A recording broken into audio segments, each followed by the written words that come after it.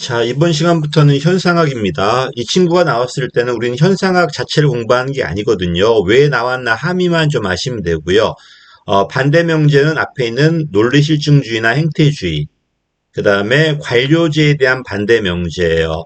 그리고 이제 신행정학의 이론적 근거가 되고요. 그다음 나중에 학자 한 명, 하몬, 82년도에 액션 시얼이라는 요 논문 하나. 자, 행태주의는 논리 실증주의 기반에서 가치와 사실을 구분할 수 있다고 그래요. 가치는 연구가 안 되겠지만 사실은 자연과학을 도입해가지고 객관적으로 연구할 수 있다는 겁니다. 현상학은 그게 안 된다는 거야. 우리가 살고 있는 사회는요, 객관적으로 존재하는 게 아니라 우리가 마음속으로 구성하는 거예요. 주관적이란 말이야. 그러다 보니까 자연과학의 논리가 아니라 다른 게 필요하다는 거죠. 그래서 현상학은 사회 현상도 자연과학과 마찬가지로 과학적 연구가 가능하다. 이렇게 말하는 건 누구다? 논리 실증주의예요. 이건 틀렸죠. 다음에 현상학은 사회현상, 사회실제란 객관적인 존재가 아니고 우리가 만들어가는 거예요. 너의 경험, 나의 경험, 상호주관성 또는 간주관성이라고 그래요. 그지? 이러니까 객관적 검증이 아니라 그 사람이 왜 그렇게 생각했는가 의미를 이해해야 돼. 그래서 논리실증주의 행태주의가 객관적 검증이라면은 얘는 그 주관적 의미의 이해다. 이거는 맞았죠. 그래 자연현상처럼 내 밖에 있는 객관적 실체가 객관적 존재가 아니라 우리가 의미를 주고 부여하고 만든다는 거예요. 이 말이 맞다면 어때요? 이걸 정치학에 집어넣어 버리면은 나를 대표할 수 있는 건 나밖에 없기 때문에 대의제가 아니라 직접 민주가 될 거고요. 행정에 집어넣어 버리면은 고객 중심, 관료제가 아니고요. 또 계층제가 아니라 분권적이고 참여적인 것들. 왜 조직은 객관적 실체가 아니라 이 구성원들이 의미를 주고 만들어가는 거니까. 고전 이론과 다르죠. 고전 이론은 최고 방법이 존재하니까 윗사람이 정해서 쭉 시키면 밑에 애들은 시킨 대로 해야 되잖아요. 이래버리면 그 사람들의 의미가 들어가지 않았잖아, 지금. 이러니까 구성원들의 참여라든지 이걸 강조하는 게 이제 행정학적 함의가 되겠죠. 그래서 68번은 틀렸지만 69번은 맞았습니다. 자, 70번도 틀렸네요. 객관적 존재 없다니까 현상을 분해한다는 건 사랑이란 단어를 구성 요소로 갈라요. 가른 다음에 전부 다 수치화시켜가지고 하나하나 점수화시키는 게 논리실증주예요. 근데 현상학은 그게 아니라 그 사람이 말하는 사랑의 의미, 행복의 의미를 통째로 보겠다는 겁니다.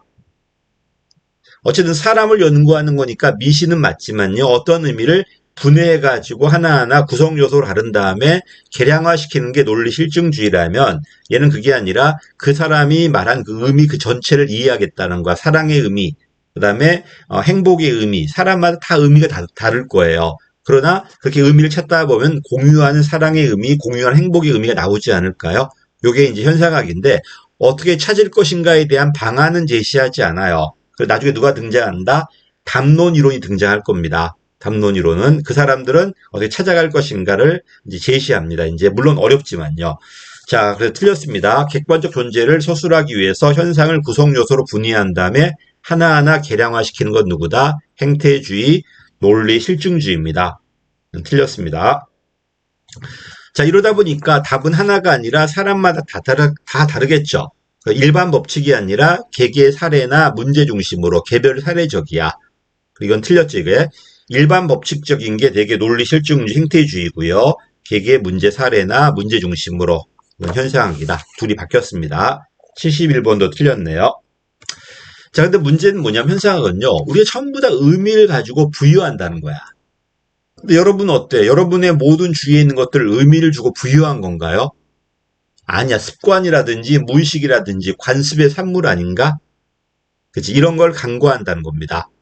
됐지? 틀렸죠? 그래서 우리는 모든 것을 의미를 주고 부여하는 게 아니라 그냥 무의식이나 규범이나 어떤 관습이나 주어진 환경의 산물이라는 것을 강조하는 게 아니라 간과한다는 비판을 받아요. 그래서 저는 현상을 봤을 때 상당히 깡마른 아저씨가 아주 그냥 신경질적이고 막 이런 모습이 그려졌거든요. 전부 다 의미를 부여하잖아 지금.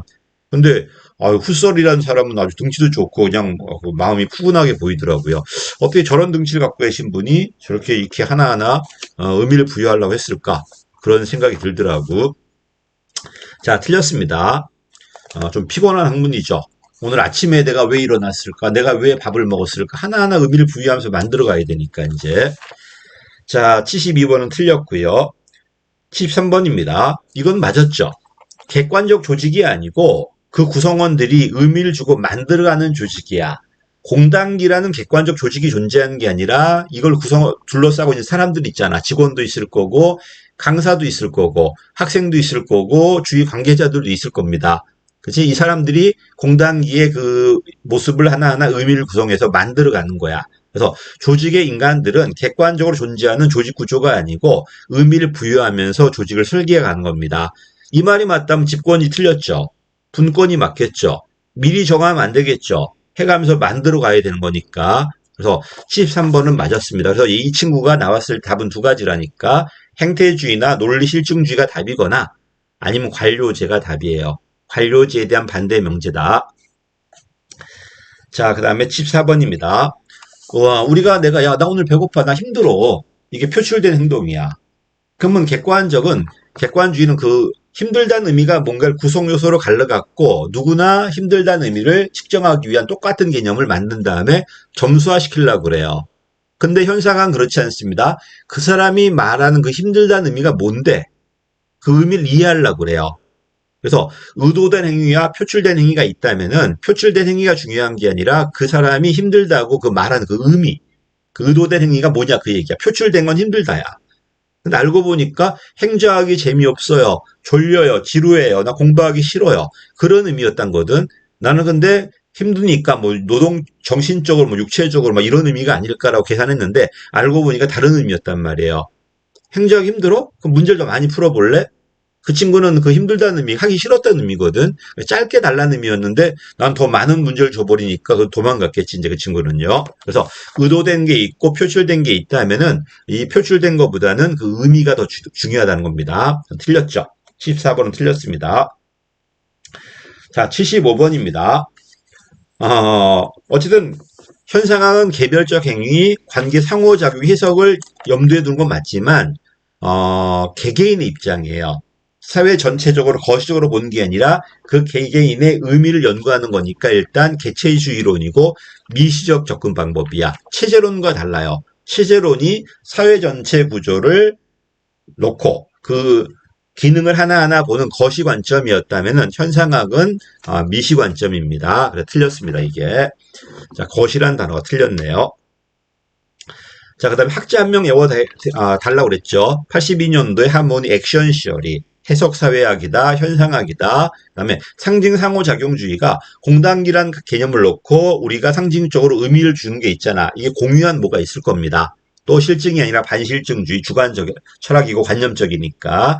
그래서 액션 시어리 맞습니다. 하몬의 액션 시어리. 여기까지가 이제 현상학입니다.